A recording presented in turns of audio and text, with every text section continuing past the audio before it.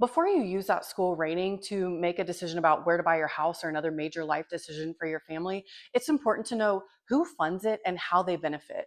Great Schools, a school rating system trusted by millions of families, is funded by billionaires who have very publicly worked to dismantle public education as we know it over the last 2 decades. I'm going to share with you who they are and why this matters for the decisions you're making. I'm Lindsay, and I've spent 2 decades working in public education, including years in education policy, specifically school quality evaluation.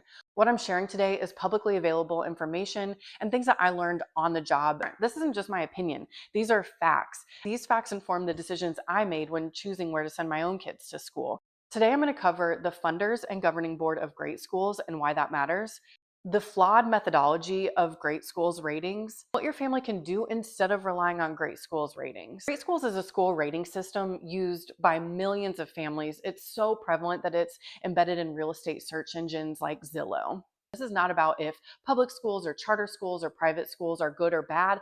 Families in all three systems deserve to have accurate information about their school choices, which Great Schools is not providing. And when you look at their funders, it makes sense why. Which Great Schools public list of funders reads like a who's who of the billionaires who have been working to dismantle the public education system in America.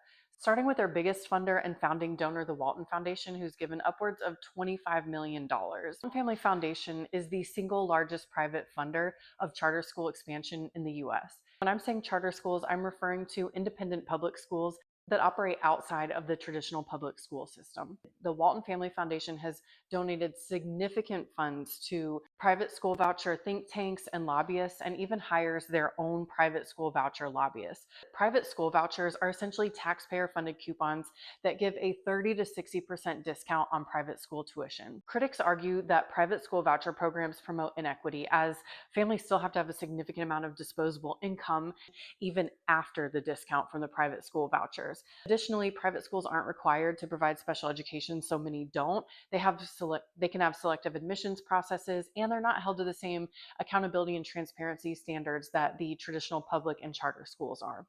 The Walton Family Foundation's stake in funneling public money to private entities is manyfold and well documented. It includes things like political power, the economic stratification required for their retail model to succeed, and their anti-union ideology. Public school teachers unions are the strongest in America, and by privatizing education, they're weakening these unions. Next, we have the Gates Foundation. Technocrat Bill Gates is right behind the Walton Foundation as one of the largest private funders of charter school expansion in the US.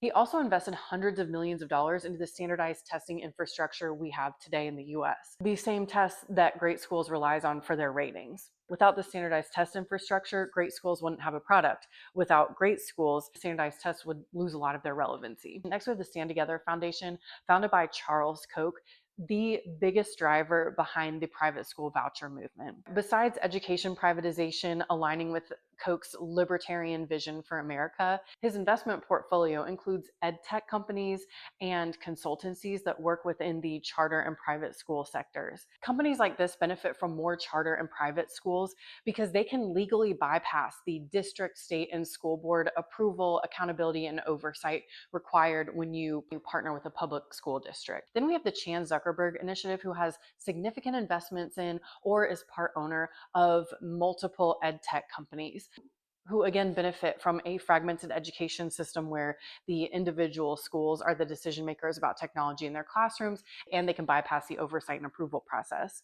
The Bradley family provides local Great Schools grants, and they were named in a Senate report as one of the few billionaires controlling public education in the US. They're known as the pioneers of the private school voucher movement.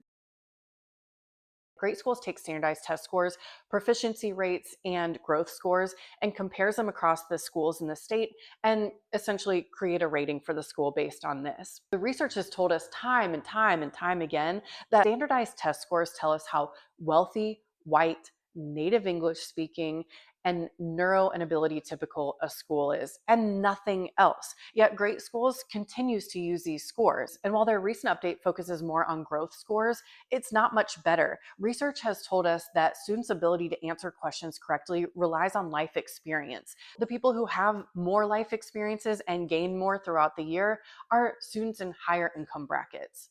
Meaning, over the course of a school year, lower income and disadvantaged students are not going to see the same growth. So even with these new components, Great Schools ratings are still telling me how wealthy, white, native English speaking, neuro, and ability typical a school is. So much so that fair housing advocates warn that Great Schools ratings are being used to steer homebuyers away from Black and Hispanic neighborhoods. In my years evaluating school quality, I stepped into some of my city's lowest ranked schools on Great Schools, only to find an incredible culture that students and teachers were so proud to be a part of, strong leadership teams that inspired the teachers to come back year after year after year, and students who found great success after graduation because the whole student was nurtured throughout their time in school, not just their test scores.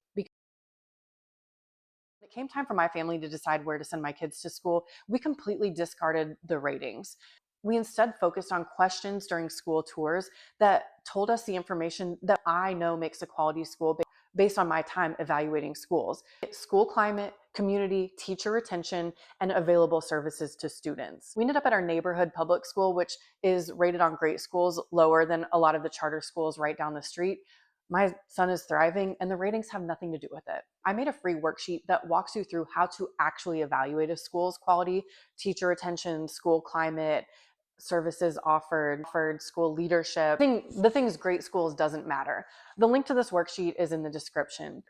If you found this video helpful, or you think other parents could benefit from the information, please share. This is exactly the kind of information that gets buried.